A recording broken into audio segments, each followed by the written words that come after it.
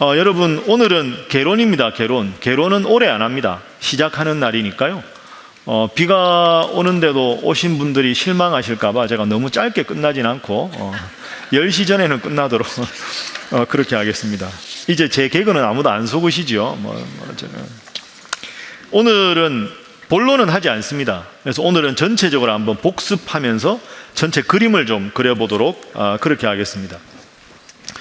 자, 여러분 일단은 한번 보시죠. 자, 맨 첫 페이지 넘겨보시면요, 공부 일정표가 나와 있습니다. 일정표. 없으신 분, 자료 없으신 분 손 들으시면 드리겠습니다. 공부 일정표가 있습니다. 예루살렘반. 오늘이 예루살렘반 개요이고요. 다음 주부터 쭉 공부가 시작됩니다. 자, 그 다음 페이지 5페이지 넘겨보시면 나사렛반, 갈릴리반, 베다니반. 오늘부터 하는 게 무슨 반입니까? 예루살렘반. 그래서 이 네 과정에 커리큘럼이 나와 있습니다. 자, 전체적으로 한번 간단하게 복습을 하도록 하겠습니다. 내용 복습이 아니라 큰 그림을 한번 그려보죠. 여러분, 우리 신일교회, 제가 담임 목사인데요, 우리 교회 목표가 뭔지 아십니까? 너무 들은 게 많아서 헷갈리시는 거죠? 따라합니다. 건강한 교회. 그 다음 뭘까요? 따라합니다. 행복한 성도. 이게 우리 교회의 목표입니다. 제가 담임 목사로 우리 교회 목표의 가장 중요한 목표입니다. 목표가 분명해야 길을 걸어갈 수 있겠죠. 좌고우면하지 않고. 건강한 교회, 행복한 성도가 우리 신일교회가 지향하는 목표입니다. 그러니까 이 목표에 대해서 저뿐 아니라 여러분들 모두가 함께 동의해야 우리가 이 교회를 놓고 기도할 수가 있는 거죠. 다시 따라합니다. 건강한 교회, 행복한 성도. 자, 그러면 복습이라고 말씀드렸습니다. 교회가 건강해져야 한다. 교회가 건강하면 성도들은 행복할 수 있다. 그럼 건강한 교회에는 5가지 요소가 있습니다. 그 5가지가 있어야 건강한 교회가 되는 거죠.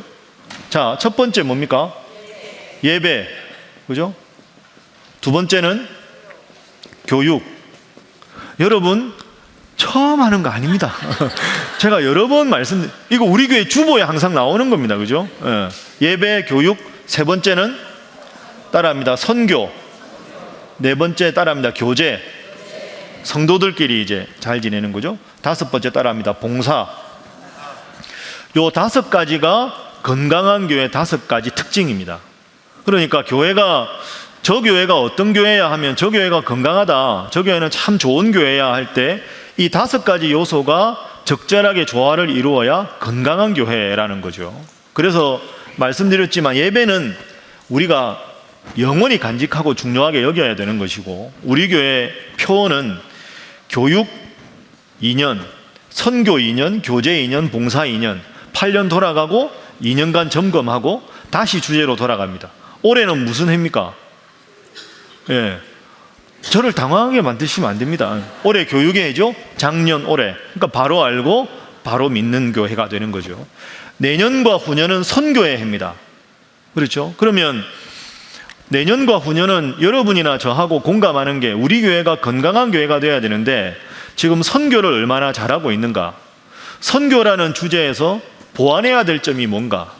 어떤 점을 좀 더 부족한 걸 채워야 하는가? 어떤 프로그램을 새로 마련해야 되는가? 남녀 선교회가 제 역할을 잘 감당하고 있는가? 앞으로 2년간은 이런 게 주제가 되겠지요. 그걸 나누어서 선교에 관한 것과 남녀 선교회.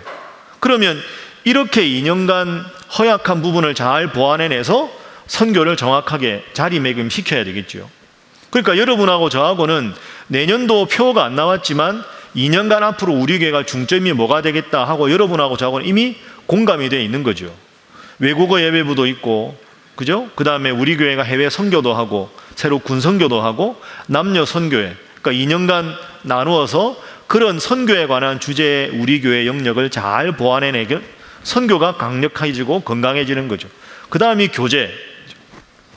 우리 성도들끼리 잘 지내고, 이때 예를 들어서 과거에 했던 신일 한마당 같은 행사를 한다면 이 2년 동안에 해야 될까를 검토해서 필요하면 할 수도 있고, 아니면 뭐 야유회도 갈 수 있고, 아니면 우리 교회가 전체가 하나 되는 좋은 프로그램이 뭐가 있을까를 미리 우리가 고민하고 기도해서 그 프로그램을 강화하는 게 교제가 되겠죠.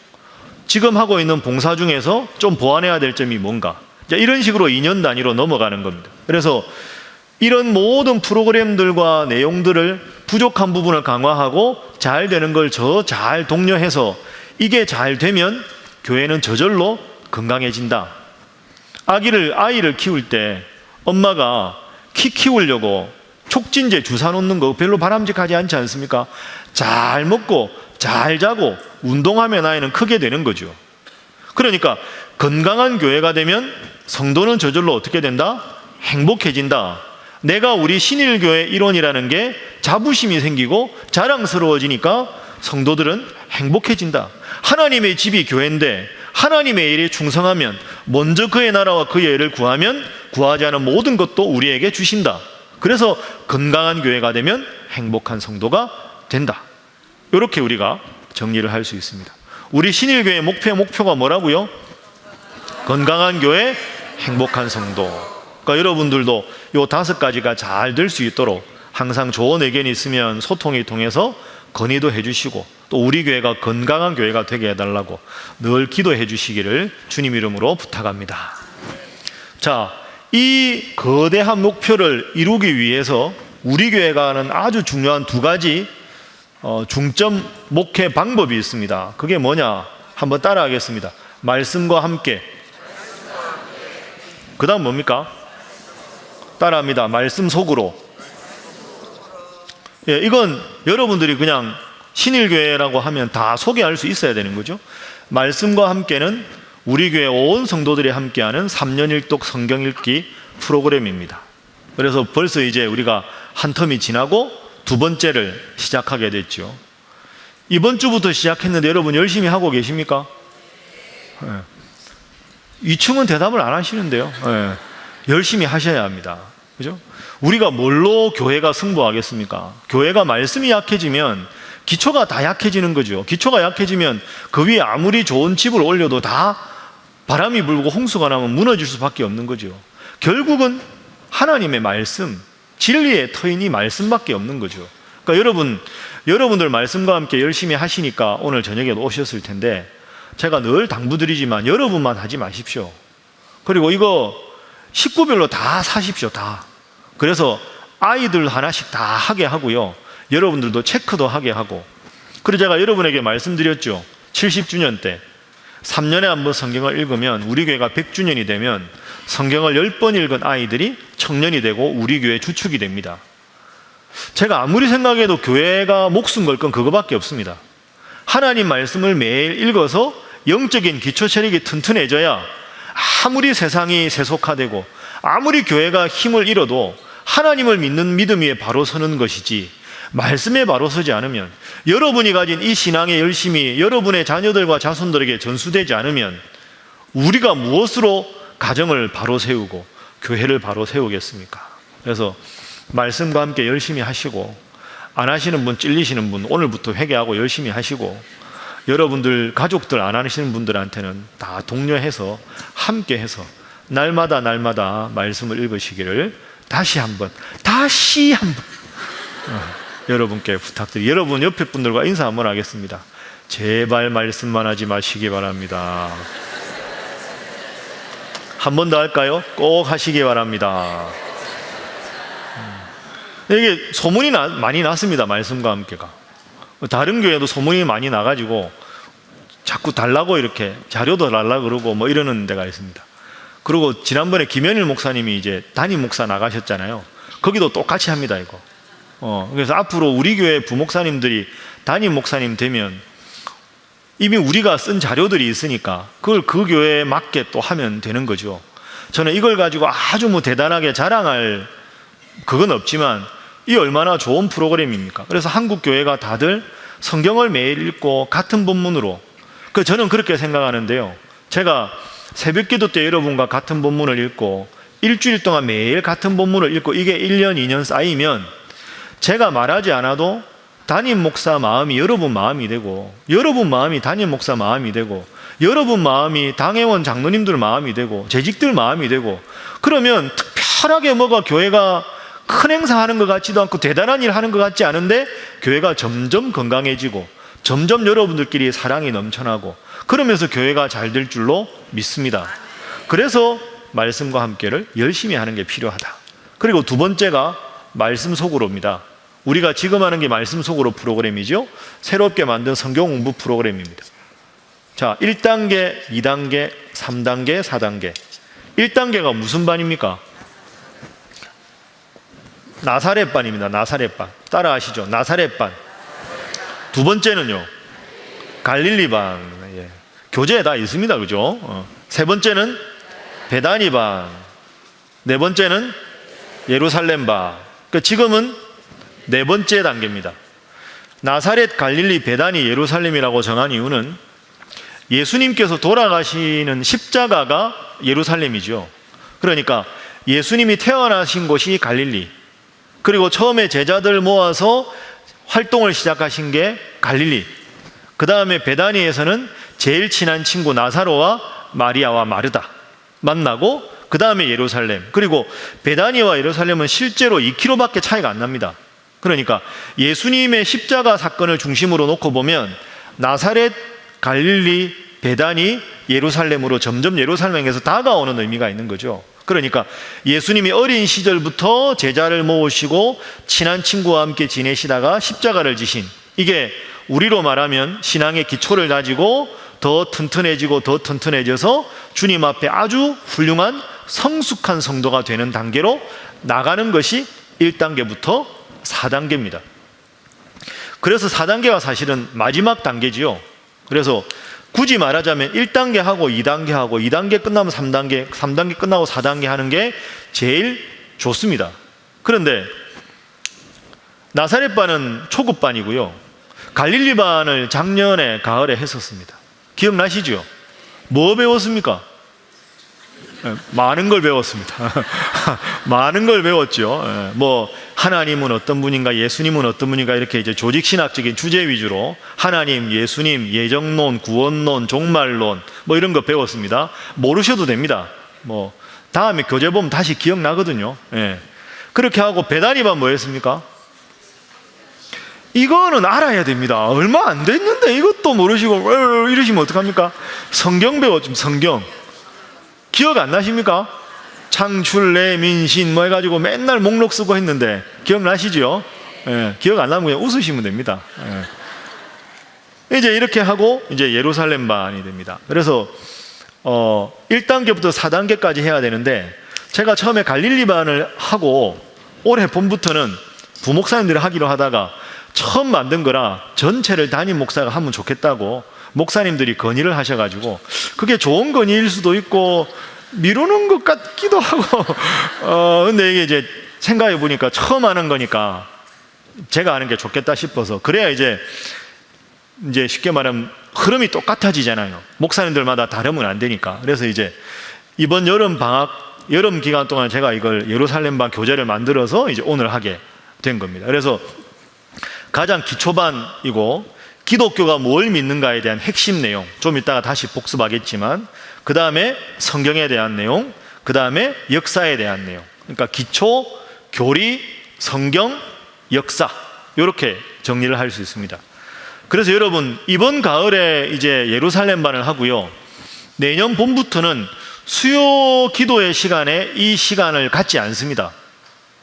원래 영경원 하는 프로그램식으로 주중에 오전 시간이나 여러분 편의에 따라 저녁 시간에, 수요 기도의 시간에는 평상시처럼 원래대로 설교하고요.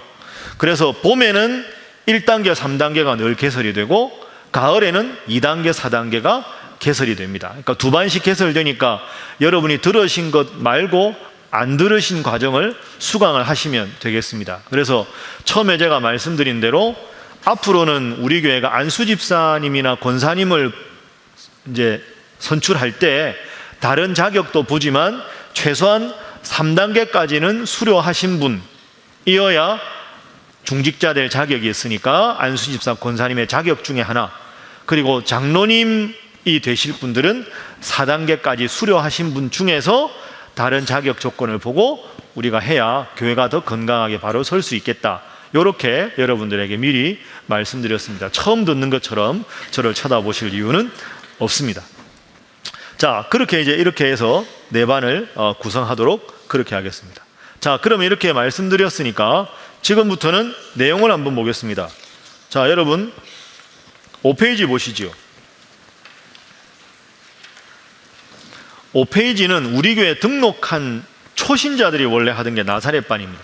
여러분들 중에 나사렛반 안 하신 분들이 대부분일 겁니다. 근데 여러분들이 20, 30년 전에 우리 교회 처음 왔을 때 새가족부 성경 공부한 게 2단계입니다. 그래서 1단계 안 하고 2단계를 작년 가을에 한 거죠. 자, 2단계가 갈릴리반입니다. 갈릴리반. 5페이지 목차 보니까 기억나시죠? 성경이란 무엇인가? 성경은 연애 편지다. 그런 말씀 드렸는데 하나님, 예수님, 성령님, 삼위일체론과 구원론, 예정론, 이 시대의 종교와 사상 비판, 서양, 동양, 교회, 종말, 기독교인의 자부심, 이런 주제로 공부를 했습니다. 여러분, 주제를 들어도 너무 새롭고 너무너무 생소하고 이게 꿈에서 본 건가 이런 생각이 드셔도 괜찮습니다. 교재를 보시면 기억이 나실 겁니다. 이거 다 여러분들이 완벽하게 아시면 목사가 할 일이 없습니다. 그래서 그냥 필요한 주제로 보시고 궁금하면 목사님들께 여쭤보시면 되겠죠. 자, 그래서 갈릴리반은 밑에 있는 대로 기독교 신앙의 이론적인 내용을 다룬다. 넘어갑니다. 3단계 우리가 했던 베다니반, 성경을 배우던 시기입니다. 성경의 구조하고 율법서, 복습 한번 해볼까요? 율법서에 뭐 있었습니까? 창세기, 출애굽기, 레위기, 민수기, 신명기. 자신 있게 대답하시는데요. 정기 예언서 한번 해볼까요? 안 하겠습니다. 헷갈리시죠? 예, 그냥 교재 보시면 됩니다. 그래서 예언서, 역대기, 역사서, 후기 예언서, 성문서, 그죠? 욥기, 시편 이런 거.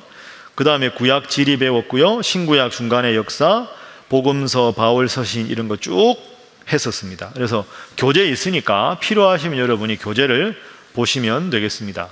그러니까 교재를 만든 이유는 다 기억 못해도 다음에 예를 들어서 요한복음을 읽을 때 요한복음이 무슨 특징이 있더라 하고 교재를 찾아보시면 알 수 있죠. 그래서 이 교재는 사실 여러분들이 완벽하게 외울 필요도 없고 완벽하게 이해하실 필요는 없지만 필요할 때 참고 자료로 보시면 되겠습니다. 그래서 이번에는 말씀드렸지만 교재가 아주 두껍습니다. 페이지가 상당히 많지요. 제일 두꺼운데요. 130페이지까지 있습니다.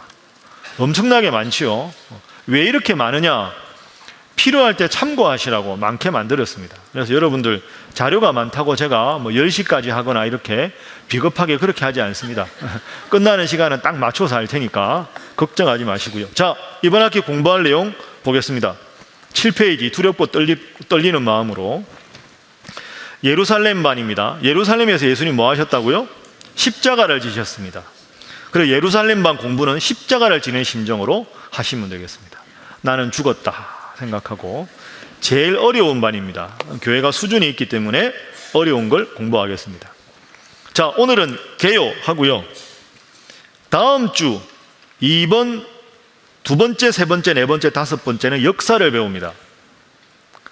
세계 기독교 역사를 다음 주, 그 다음 주 2주 동안 하도록 하겠습니다. 2시간 동안 세계교회사를 다루는 거죠. 할 수 있습니다. 신일교회니까 가능한 줄로 믿습니다. 아멘하기 힘드시죠?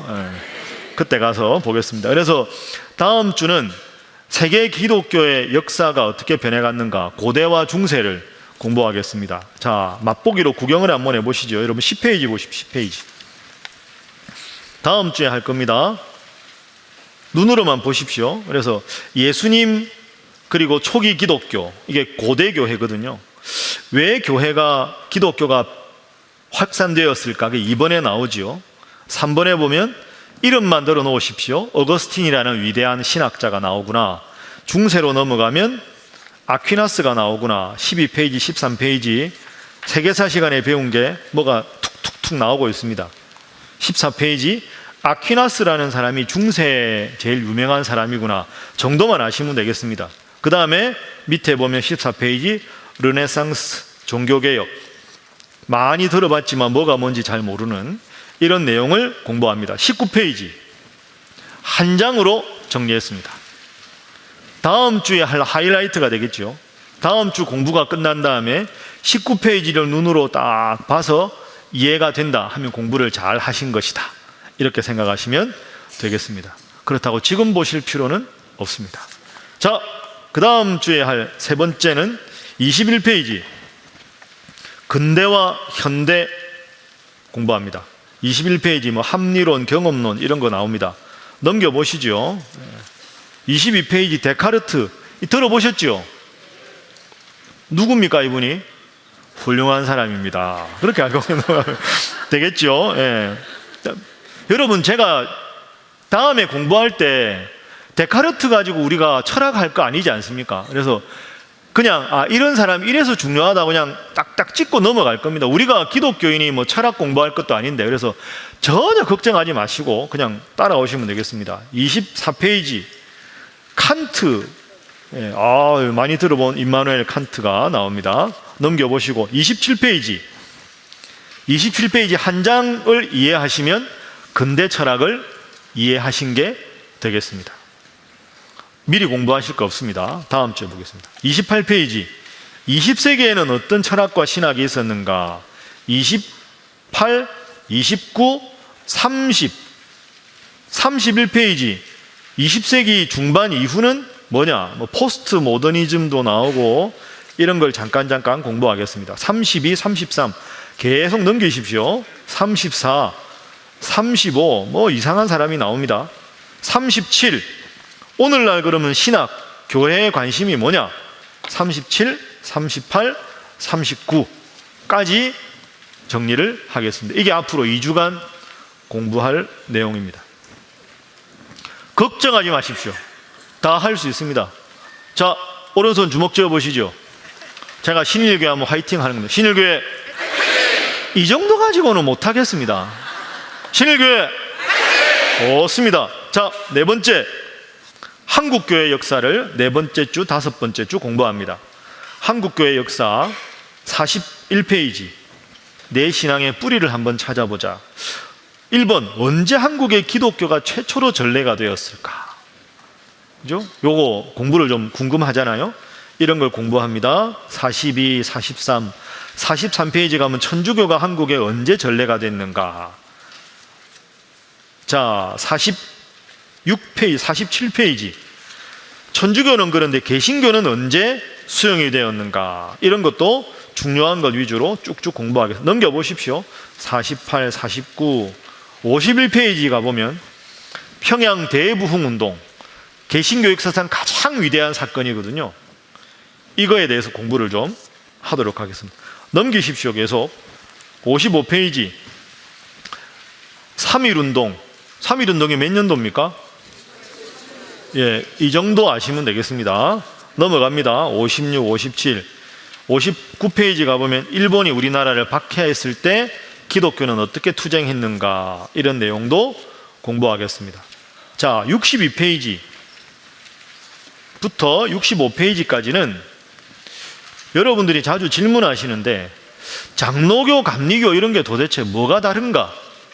그래서 장로교 63페이지, 감리교 64페이지, 침례교, 성결교, 순복음, 성공회, 듣긴 들어도 헷갈리는 이런 내용들도 한번 정리를 하도록 하겠습니다. 그래서 두 번째 주부터 다섯 번째 주까지는 세계 기독교의 역사하고 한국 기독교의 역사를 통해서 과거를 한번 돌아보는 시간이 이 시간입니다. 걱정하지 마시라고 말씀드렸습니다. 자, 여섯 번째 시간 47페이지 67페이지. 자, 잘 안 보입니다 요즘. 67페이지는 세계교회사, 한국교회사를 전공하신 탁월한 강사 김일성 목사님이라고 계십니다. 김일성 목사님 원래 전공이 교회사입니다. 그러니까 역사에 아주 해박하신 분이고 설명을 잘 하시죠. 그래서 김일성 목사님께 또 부탁을 했습니다. 저는 그렇게 수십 페이지 썼는데 딱 한 장으로, 그냥 한 장으로 한 번 강의를 끝내시는, 그러나 한 장으로 하루도 하실 수 있는 능력이 있으신 우리 김일성 목사님께서 교회사의 성제에 대해서 쫙 한번 다시 복습 삼아 훑어주시겠습니다. 자, 그리고 7번째 주에는 69페이지 이단에 대해서 공부를 좀 하겠습니다. 이단이 하도 많아가지고, 그래서 7번째 주는 이단에 대한 전체적인 내용이고요, 8번째 주는 구체적인 이단에 대한 내용입니다. 그래서 69페이지 보면 이단 분별의 기준, 왜 이단이 생기니까, 이단의 공통점, 71페이지 이단과 사이비, 이게 뭐가 다르냐, 그 다음에 이단과 아닌 것을 어떻게 구분하느냐, 72페이지부터 쭉 나옵니다. 이 내용은 우리가 속한 대한예수교 장로회 통합 측 교단에서 총회 공식적인 보고서 내용 중에 발췌해서 넣은 겁니다. 그러니까 이 내용은 아주 정확한 내용입니다. 그렇게 여러분이 아시면 되겠습니다. 그래서 예를 들어서 73페이지 신론, 하나님에 대한 이해에서 통일교는 이래서 문제다. 박윤식 대성교회 돌아가신 분이죠. 이분은 이래서 문제다. 이만희는 하나님론에 있어서 이게 문제다. 이런 식으로 주제별로 왜 문제가 되는가를 넣었습니다. 74, 75 쭉 읽어보시면 여러분들이 이해가 되실 겁니다. 일부러 자료를 많이 넣었으니까요, 그렇게 이해하시면 되겠습니다. 그래서 쭉 넘어갑니다. 81, 82, 83 83페이지 가보시면 다음에 알려드릴 텐데, 뭔가 들었는데 이게 이단인가 아닌가 헷갈린다 하실 때는 우리 교단 홈페이지에 가보시면 www.인데 이번에 새로 업그레이드가 돼서 newpck.or.kr로 들어가면 통합자료실이라고 있습니다. 거기 가보면 이단 사이비 자료라는 란이 있거든요. 통일교는 왜 이단이고 이건 왜 이단인가 하나하나 쫙 이렇게 설명을 신학교 교수님들이 정확하게 설명해 놓은 데가 있습니다. 그래서 우리가 미처 다루지 못했는데 문제가 있는 건 그때 보시면 되겠습니다. 자, 85페이지는 우리 주위에 있는 이단들을 정리를 해 놓은 겁니다. 통일교가 왜 이단인가? 85페이지. 근데 통일교는 최근에 좀 바뀐 게 있어서 다음에 강의할 때 좀 더 보완해서 하겠습니다. 84페이지, 86페이지 보시죠. 86페이지를 통일교 3번 최근 현황 보시면 밑에 교주 문선명이 사망했죠. 칠나무 6녀입니다. 와 하실 줄 알았습니다. 통일교 후계 구도를 미리 정했거든요. 7번째 아들 문형진이 지금 현재 통일교 교주입니다. 기업 경영은 넷째 아들, NGO는 셋째 아들, 이렇게 미리 살아생전에 다 나눠놨습니다. 근데 지금 문형진이라고 하는 공식적인 후계자하고 문선명의 부인 한학자가 지금 후계자 경쟁을 하고 있습니다. 그러니까 이게 미국 재판에 지금 계류 중입니다. 누가 통일교에 참 쉽게 말하면 참된 라인이냐. 그러니까 엄마하고 아들하고 싸우는 거죠. 지금 이런 상황이 오늘까지의 상황입니다. 다음에 왜 문제인지 공부하겠습니다. 안식교 87페이지, 안식교가 좀 문제가 있는 부분이 뭔가 공부하고요. 88페이지 몰몬교 많이 들어보셨죠? 로버트 할리 뭐 이런 분들. 몰몬교, 왜 몰몬교가 문제가 미국에 많습니다. 90페이지 여호와의 증인 많이 들어보셨을 텐데 뭐가 문제인지. 자, 92페이지 보시면 몰몬교, 안식교, 여호와 증인 세 개를 비교했습니다. 이거 세 개를 비교한 이유는 이 세 개 이단은 메이드 인 USA입니다. 미국에서 생긴 이단입니다. 그래서 이 세 개를 한번 정리를 했습니다. 다음에 보십시오. 자, 구원파 구원받으셨습니까? 여러분 구원받으셨습니까? 저를 보시죠. 여러분 구원받으셨습니까? 확실히 아멘 하십니까? 언제 구원받으셨습니까? 그게 이게 여러분 생일이 있으시죠? 생일 기억하시죠? 그럼 여러분 구원받으셨다면서요? 영적인 구원받은 생일은 언제입니까? 이게 문제가 되는 거죠. 이게 구원파가 공격하는 지점이거든요. 구원받았습니까? 이건 아멘 해야 돼. 아멘! 했는데 아멘을 했어요. 구원이 제일 중요한 사건이죠. 예. 귀하는 생일이 있으시죠? 예. 언제십니까? 언제? 그러면 육체적인 생일이 중요합니까? 영적인 생일이 중요합니까? 영적인 생일이 중요합니다. 육체적인 생일 기억하시죠? 예. 영적인 생일은 언제입니까? 그게 이 지점을 딱 파고들어서 구원파가 공격하는 거죠. 그러면 당신은 제대로 구원받은 게 아닙니다. 구원이 가장 지상 최대의 위대한 사건인데 그 날짜와 시간과 장소와 사건도 기억 못하는데 어떻게 당신이 구원받은지 확실할 수 있습니까? 허걱, 이게 뭐지? 이렇게 이제 공격할 때 우리는 뭐라고 대답할 것인가? 다음에 공부하도록 하겠습니다. 그게 93페이지. 제가 쭉 써놨는데요. 94페이지, 95페이지, 96페이지 쭉 있습니다. 지금 읽어보지 마십시오. 다음에 읽어봅니다. 읽어도 헷갈릴 것도 있고 그렇습니다. 97, 98, 98페이지. 하나님의 교회. 아주 대단한 이단이죠. 지금 엄청나게 교세가 확장이 되고 있습니다. 신천지하고는 비교가 안 됩니다. 하나님의 교회가. 지금 엄청나죠. 100만 명 돌파했다고 합니다. 안상홍 증인회라는 이름이었는데 너무 이름이 노골적으로 이단인 게 부담스러워서 이름을 바꿨습니다. 하나님의 교회가 이단입니다. 하나님의 교회 주위에 많은데 아닙니다. 오순절은 하나님의 성회, 여기는 하나님의 교회. 하나님의 교회가 왜 이단인가? 심각한 이단입니다. 왜 이단인지 그때 가서 공부를 한번 해보겠습니다. 자, 100페이지까지고요. 그 다음에 JMS, 정명석 들어보셨지요? 그 성추행으로 감옥에 들어갔다가 풀려난 사람, 그죠? JMS, 지저스 모닝스타, 뭐 내가 빛나는 새벽별이다 이러고 있는 사람이 있습니다. 낙성대, 서울 2호선 낙성대역 거기서 시작했다고 낙성대 교회였다가 이름을 바꾸고 있죠. 그 다음에 102페이지 베레아, 이 사입인데요. 요즘에 아주 성락교에 심각한 문제가 있죠. 막 언론에 막 나와가지고 막 하는 뭐 그 사람입니다. 베레아. 103페이지 신천지 또 공부를 하겠습니다. 신천지 깁니다. 자, 넘겨보시고요. 108페이지까지. 이걸 한 주간에 어떻게 하느냐 제가 알아서 하겠습니다. 걱정하지 마시고. 109페이지 참고자료. 여기 있는 것들은 다 이단입니다. 잘 보시고 가면 안 됩니다. 이거 잘 보십시오. 예. 이거는 가면 안 되는데 라고 보시면 되겠습니다. 자, 110페이지 111페이지 이제 역사를 다 훑고 이단과 정통을 훑었으니까 우리의 본질을 공부하는 겁니다. 그게 우리가 장로교회 아닙니까? 장로교회 역사와 헌법을 9주차에 공부하겠습니다. 우리 교회 공식 명칭이 뭡니까? 대한예수교 장로회 신일교회거든요. 근데 주보 보면 뭐 통합측이라는 말도 나오고 성동시찰, 서울로회, 이게 도대체 뭔가? 장로교회는 뭔가? 그래서 정치제도로 보면 교황제도, 감독제도, 회중제도, 대의제도가 있는데 우리가 장로교회는 대의제도입니다. 그래서 성직자의 대표인 목사와 평신도의 대표인 장로님들이 당회라고 구성해서 당회를 중심으로 운영해 나간다. 그러니까 평신도 전체를 대표하는 장로님들과 목회자가 함께 하니까 대의정치, 이게 장로교의 특징이거든요. 그런 내용을 공부하겠습니다.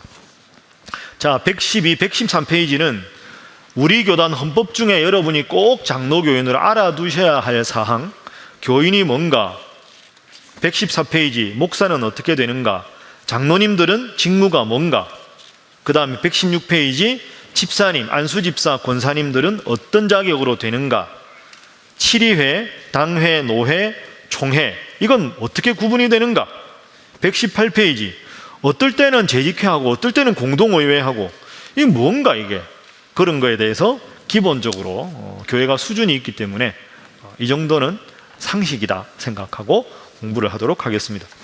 10주차 120페이지 장로교회가 뭔지 알았으니까 이제 우리가 각자가 어떤 성도가 돼야 되는가 많은 주제 중에 3가지를 중요하게 공부합니다. 따라합니다. 예배, 기도, 봉헌, 요 3가지에 대해서 우리가 예배는 뭔지, 기도는 어떻게 해야 하는지, 특별히 기도는 개인 기도가 아니라 예배 대표자로 기도할 때, 회중 기도할 때 어떻게 하는 게 바람직한지 그런 것들도 공부하도록, 봉헌 생활에 대해서도 공부하도록 하겠습니다. 자, 124페이지 11주차에는 이제 결론 마무리로 넘어가는 거죠. 다시 한번 우리 신일교회 목회 철학, 전체적인 걸 한번 여러분들하고 점검을 해보도록 하겠습니다. 여러분 익히 알고 있는 내용이지만 정확하게 125, 126, 127까지, 그 다음에 마지막 12주차 128, 9페이지, 지금까지 한 것 전체 요약하면서 오늘 우리가 선 자리가 어딘가, 앞으로 우리 신일교회는 어떤 방향으로 무엇을 붙잡고 나가야 되는가, 이런 내용을 공부하도록 하겠습니다. 그러면 12주가 끝이 나겠습니다. 옆에 분들과 인사하겠습니다. 개건하시기 바랍니다. 한 번 더 인사하겠습니다. 잘할 수 있습니다. 하겠습니다. 여러분 저를 보십시오. 어떻습니까? 한번 쫙 개관을 해보시니까 어려울 것 같습니까? 쉬울 것 같습니까? 어렵지만 할 수 있다. 여기는 대답 안 하시는데요. 어렵지만 할 수 있습니다. 걱정하지 마십시오. 자, 걱정하지 말라고 말씀드렸죠. 이 내용이 사실은 쉽지 않은 내용도 많이 있습니다. 중간중간에 제가 사실 신학교에서 강의할 때 썼던 내용들도 있습니다. 그럼 우리 보고 어떻게, 걱정하지 마시라니까요. 제가 알아서 딱 합니다. 알아서 할 테니까요. 그리고 이 자료는 일부러 자료집을 좀 자세하게 만들었습니다. 이번에는 특히 이단이나 이런 내용은 여러분 주위에 현혹되는 분이 많으니까 혹시 여러분이 짧게 들어서 이해가 안 되시면 좀 자세히 보시라고 했습니다. 그렇게 여러분이 이해하시면 되겠습니다. 제가 앞으로 오늘 빼고 11주 공부하면서 꼭 기억할 거 4가지만 딱 포인트 잡고 오늘 마무리하도록 하겠습니다. 다음 주도 이렇게 빨리 끝나느냐? 아닙니다. 너무 그렇게 자, 그래도 기지개 한번 키시죠. 시작한 지 한 40분 됐으니까.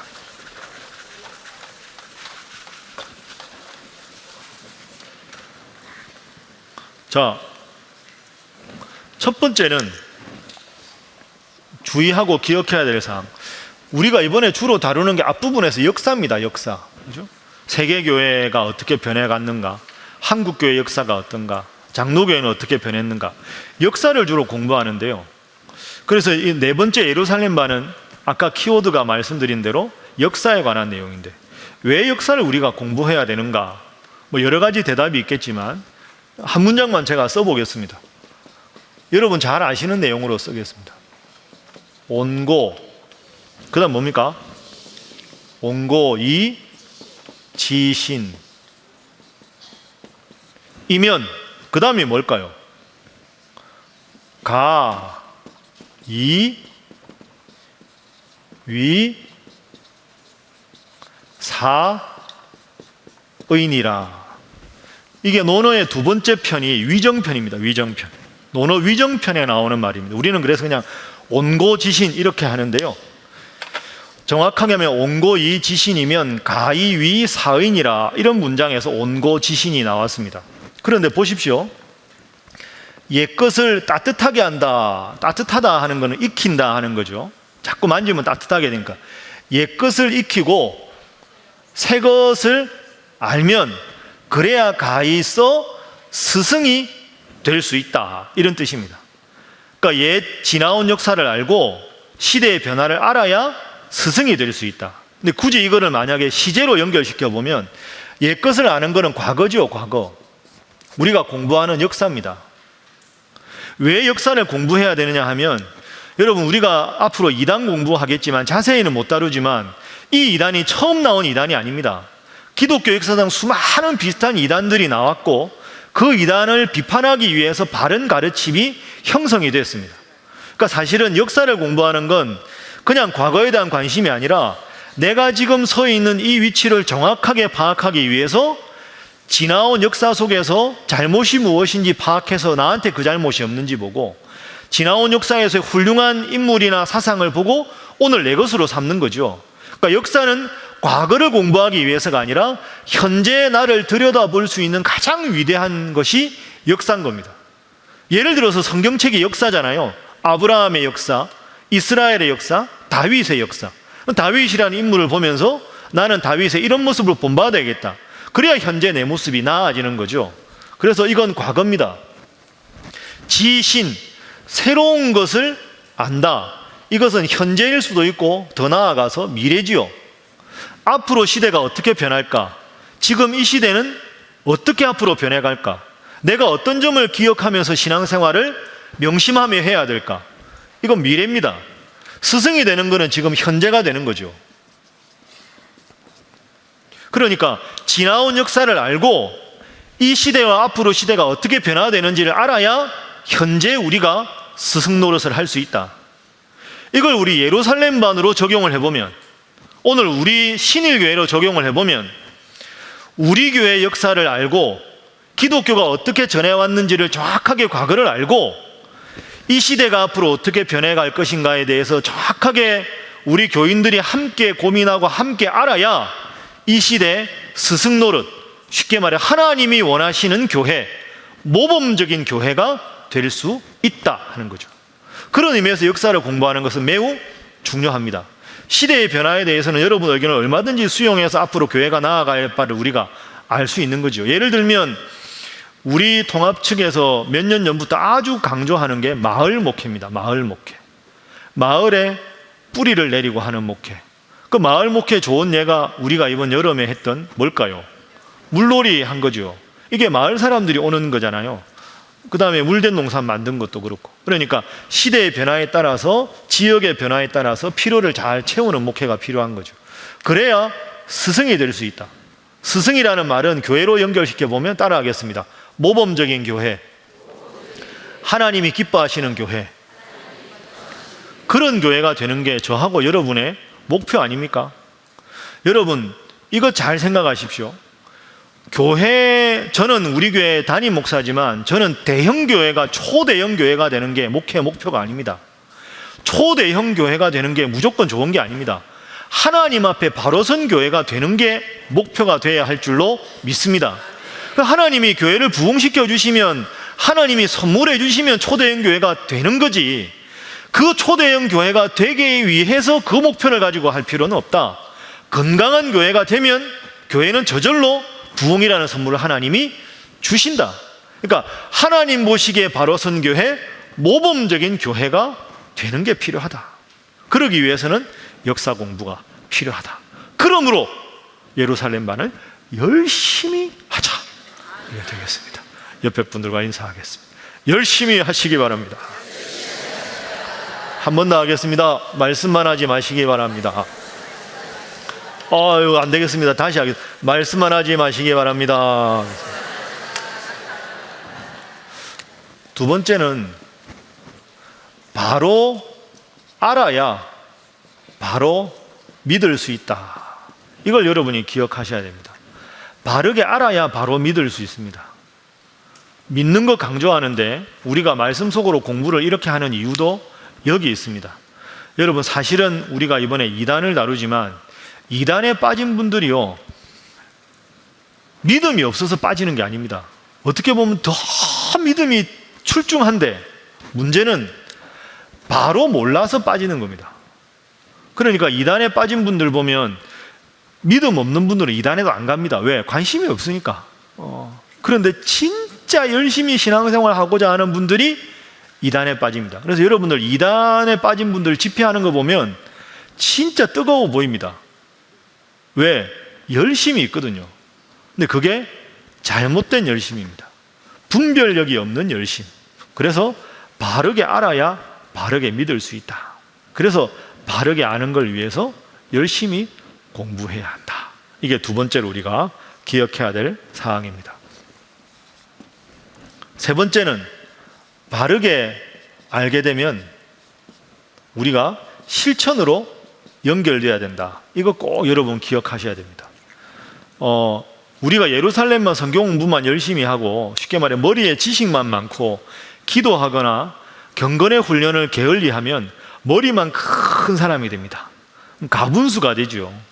하나님을 아는 지식과 하나님을 사랑하는 내 마음이 함께 가야 되는 거죠. 그래서 예루살렘반 열심히 하실 게 아니라 예루살렘반만 열심히 하실 게 아니라 기도도 열심히 하시고 153 새생명 초청잔치 하니까 전도도 열심히 하시고 새벽 기도도 좀 나오시고 새벽 기도도 좀 나오시고 그렇게 해서 전도도 하고. 그래서 말씀 속으로 공부하는 것이 즐거워서 오신 분들 참 감사한데, 이것으로 내 신앙생활 다 한 게 아니고 아는 만큼 열심히 경건 활동도 해야 한다. 꼭 중요합니다. 기도하고 전도하고 말씀 읽고 그러면서 이 공부가 함께 병행해 나가야 오른발 왼발 오른발 왼발 해야 전진할 수 있는 것과 똑같다. 자, 마지막 네 번째 한번 따라합니다. 자부심. 예. 여러분, 네 번째로 제가 강조할 건 이겁니다. 자부심이 필요합니다. 자부심이. 내가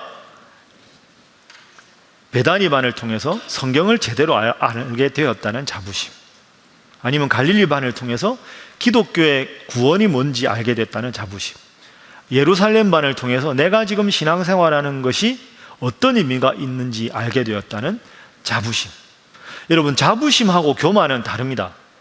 교만은 내가 대단하다고 여기서 상대방을 업신여기는 게 교만이라면, 자부심을 가지면 다른 사람들을 더 잘 섬길 수가 있습니다. 여러분, 제가 말씀드리지만 이 교재는 보통 교재가 아닙니다. 여러분 웃으셨는데요. 상처받습니다, 제가. 혹시 시간이 있으시면 이 교재를 몇 권을 가져다가 선물로 다른 교회 다니시는 여러분 친구나 친척이나 목사님들이나 이렇게 한번 줘보시죠. 이걸 보시고 놀라는 분은 훌륭한 분이고 그냥 이래 보시는 분은 안타까운 분들이에요. 그냥 하는 말이 아니고요. 이 정도 교재는 훌륭한 교재입니다.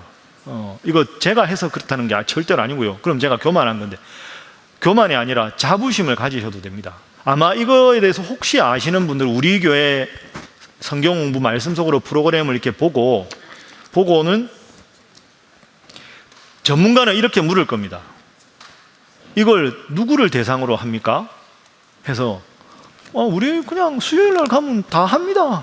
이거 깜짝 놀래야 이게 정상입니다. 이거는 아주 소수의 특별하게 20세기 신학이나 이런 거는 하기 어렵잖아요. 그리고 이단에 대해서 이렇게 다루기도 어렵거든요. 그러니까 여러분, 절대로 이게 교만해서 하는 말이 아니고요. 자부심을 가지셔야 됩니다. 내가 하나님을 믿는 사람이라는 자부심도 필요하고, 내가 신일교회 다니는 성도라는 자부심도 필요한 줄로 믿습니다. 이게 진짜 중요합니다, 여러분. 멀리 사는 분이 예수 믿겠다고 하면 가까운 교회 가시겠다 그러면 기꺼이 가시게 해야 합니다. 그 교회도 훌륭한 교회니까. 그런데 그렇더라도 여러분은 다른 교회가 아니라 신일교회 성도라는 자부심이 있어야 합니다. 건강한 교회, 말씀과 함께 온 성도가 말씀을 함께 읽는 교회, 말씀으로 목숨을 거는 교회, 말씀 토그로를 통해서 가장 바른 가르침을 전하는 교회, 나는 그 신일교회 성도다, 이 정도 자부심이 있어야 다른 사람들 앞에서도 당당할 수 있고, 나는 하나님 믿는 게 가장 행복한 일이고 신일교회 성도인 게 가장 행복한 일이다, 그 정도 자부심이 있어야 앞으로도 우리 교회가 잘 되지 않겠습니까? 옆에 분들과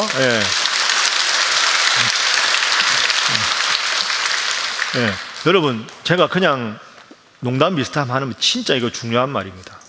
교회 자부심이 있어야 합니다. 지금 저한테는 최고의 자부심이 뭘까요?